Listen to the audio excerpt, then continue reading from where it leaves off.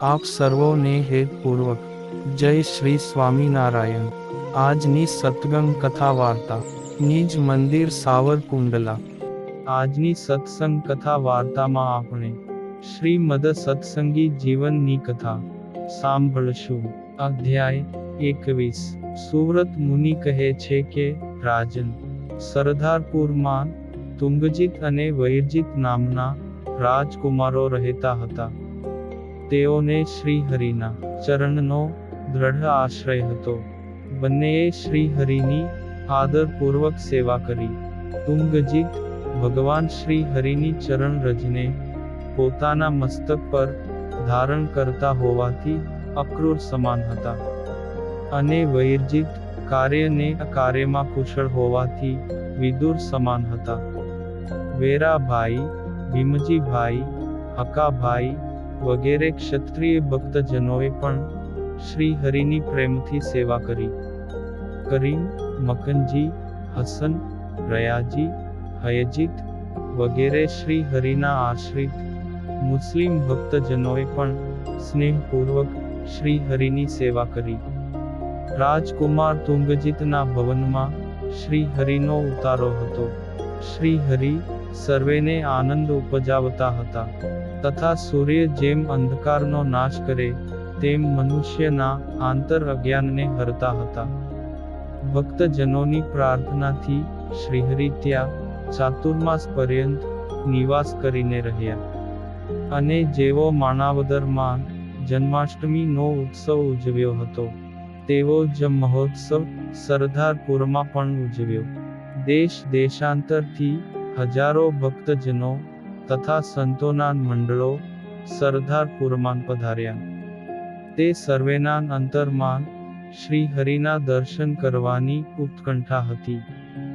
ધર્મસેતુના પાલક તેમજ પોષક ભગવાન શ્રીહરિએ ભક્તજનોની સાથે અષ્ટમીના દિવસે ઉપવાસ કર્યો, અને રાત્રિએ જાગરણ કરીને ભગવાન શ્રી કૃષ્ણનું પૂજન કર્યું।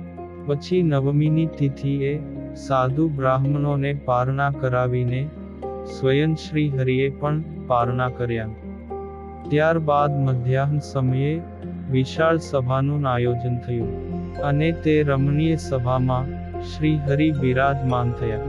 હે રાજન, સભામાં રમણીય સિંહાસન પર શ્રીહરિ બિરાજ્યા ત્યારે બ્રાહ્મણો તથા સાધુઓ તેમને પ્રણામ કરીને તેમની આગળના ભાગમાં ઉપસ્થિત થયા।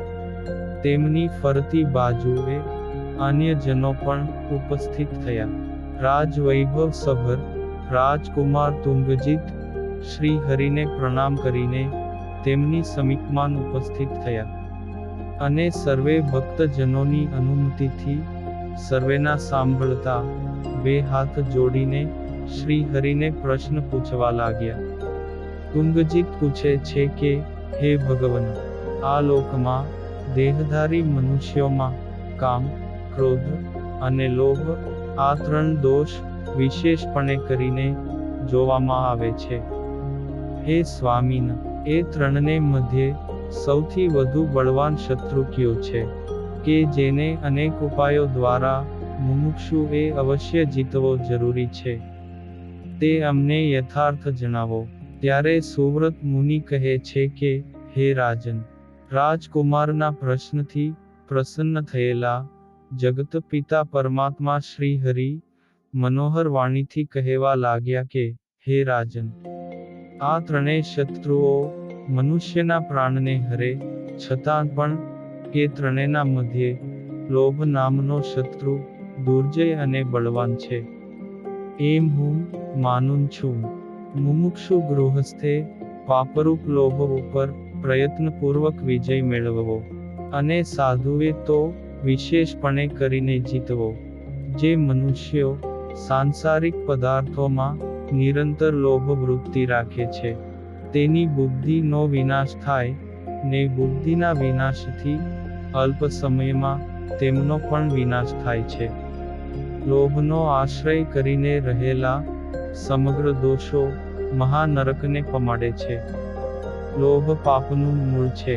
લોભથી માણસ તમામ પ્રકારના પાપો આચરવામાં જરૂર પ્રવૃત્ત થાય છે. લોભથી કામ ઉત્પન્ન થાય છે. લોભથી ક્રોધ ઉત્પન્ન થાય છે. લોભથી મોહ, મત્સર અને ઈર્ષા ઉત્પન્ન થાય છે. તમામ દુર્ગુણોનો જનક લોભ છે. વિદ્યા તેમજ વિનય સંપન્ન, જગ વિખ્યાત અનેક તપસ્વીઓ તથા મહર્ષિઓ પણ લોભથી દુર્દશા પામ્યા છે. હિરણ્યકશિપુ વગેરે અસુરો તેમજ ઇન્દ્રાદિ દેવતાઓ પણ લોભથી જ વિનાશ પામ્યા છે. હે મહાબુદ્ધિમાન, કૌરવ કુળનો મહાવિનાશ પણ લોભથી જ થયો છે. બીજા અનેક રાજાઓ પણ લોભથી જ નાશ પામ્યા છે. તેથી અમારા આશ્રિતોએ કોઈ પણ પદાર્થનો અતિલોભ ન કરવો. કારણ સમગ્ર પદાર્થોની ઉત્પત્તિ ધનમાંથી થાય છે. માટે અર્થ એ જ સમગ્ર અનર્થનું મૂળ મનાય છે. એમ તમે સર્વે આ બાબત જાણો. ચોરી, હિંસા, અસત્ય, દંભ, કામ, ક્રોધ, ગર્વ, અભિમાન, ભેદભાવ, વૈર, અવિશ્વાસ, સ્પર્ધા તથા સ્ત્રી, દ્યુત અને મદ્ય, આ 3 પ્રકારના વ્યસન વગેરે મળીને 15 પ્રકારના અનર્થો લોભમાં નિવાસ કરીને રહ્યા છે. બીજા પણ અનેક દોષો ધનને આશરીને રહ્યા છે. તેથી અમારા આશ્રિતોએ અર્થ, ભગવદ ભક્તિમાન અંતરાયરૂપ અને અનેક પ્રકારના અનર્થોનું સર્જન કરે છે એમ સમજીને તેમાં આસક્ત ન થવું. સુવ્રત મુનિ કહે છે કે, હે રાજન, ભગવાન શ્રી હરિના મુખે લોભમાંથી થતા અનર્થની વાત સાંભળીને રાજકુમાર, સંતવૃંદ અને અન્ય ગૃહસ્થજનો પરમ આનંદ પામ્યા. ત્યારબાદ ભગવાન શ્રી હરિએ દેશ દેશાંતરથી ઉત્સવમાં પધારેલા ભક્તજનોને પ્રાતઃકાળે પોતપોતાના દેશ પ્રત્યે જવાની આજ્ઞા આપી. તે સમયે કારિયાણી ગામથી ત્યાં પધારેલા બુદ્ધિમાન ખટવાંગ નામના રાજર્ષિ શ્રી હરિને પ્રાર્થના કરવા માટે સભા મધ્યે ઊભા થયા. આ ખટવાંગ રાજા ભગવદ ભક્ત હતા. ધર્મમાં નિષ્ઠાવાન હતા. બાળપણથી જ નૈષ્ઠિક બ્રહ્મચારી હતા. પરોક્ષ ભાવે શ્રી કૃષ્ણનું ભજન સ્મરણ કરતા હતા. પૂર્વે માંગરોળપુરમાં જન્માષ્ટમી ઉત્સવના દર્શન કરવા માટે પધાર્યા હતા. તે સમયે શ્રી હરિનો પ્રભાવ નિહાળીને તેમનો આશ્રય કર્યો હતો. ભગવદ વાર્તા કરવામાં તેઓ નિપુણ હતા. જીતેન્દ્રિય હતા. ઉદાર અને બુદ્ધિમાન હતા. હે રાજન, માણાવદરમાં ભગવાન શ્રી હરિએ જન્માષ્ટમીનો ઉત્સવ ઉજવ્યો ત્યારે ત્યાં પણ પધાર્યા હતા. અને શ્રી હરિના આદેશથી પાછા પોતાના ગામે ગયા હતા. આ વખતે ફરીથી ત્રીજી વાર સરદારપુરમાં પધાર્યા. અને શ્રી હરિને પોતાના ગામમાં લઈ જવાની ઈચ્છાથી તેમની સમીપમાં આવીને 2 હાથ જોડી કહેવા લાગ્યા કે, હે ભગવન, હું આપનો અનન્ય સેવક છું. તમે ભક્ત વત્સલ છો. તેથી કૃપા કરીને મારે ગામ પધારો. વર્ણી, સાધુ, પાર્ષદ વગેરે ભક્તોની સાથે આપની સેવાથી મારી સંપત્તિ તથા મારો મનુષ્ય જન્મ સફળ કરવા ઈચ્છું છું. સુવ્રત મુનિ કહે છે કે, હે રાજન, ખટવાંગ રાજાની પ્રાર્થનાથી શ્રી હરિ પ્રસન્ન થયા. અને તેમના પ્રત્યે કહેવા લાગ્યા કે, હે રાજર્ષિ, હું જરૂર તમારા ગામ પધારીશ. તેમાં કોઈ સંશય નથી. પણ અત્યારે સરદારપુરમાં ચાતુર્માસ પર્યંત રહેવાનો મેં સંકલ્પ કર્યો છે. તેથી અહીં પ્રબોધિનીનો ઉત્સવ ઉજવીને તમારા ગામ પ્રત્યે પધારીશ. હે રાજન, આ પ્રમાણે ભગવાન શ્રી હરિએ પ્રસન્નતાપૂર્વક કહ્યું. તેથી ખટવાંગ રાજાના અંતરમાં આનંદ થયો અને શ્રી હરિને પ્રણામ કર્યા. ત્યારબાદ દશમીની તિથિએ પ્રાતઃકાળના સુમધુર સુમારે કારિયાણી ગામ જવા માટે નીકળ્યા.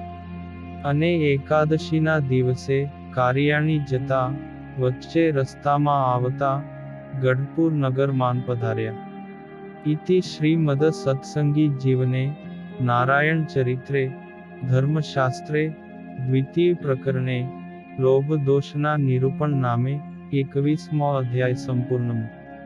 અને હવે પછીની કથા વાર્તા આપણે આગળના ભાગમાં સાંભળશું. અત્યારે આપ સર્વોને ભાવથી જય શ્રી સ્વામિનારાયણ.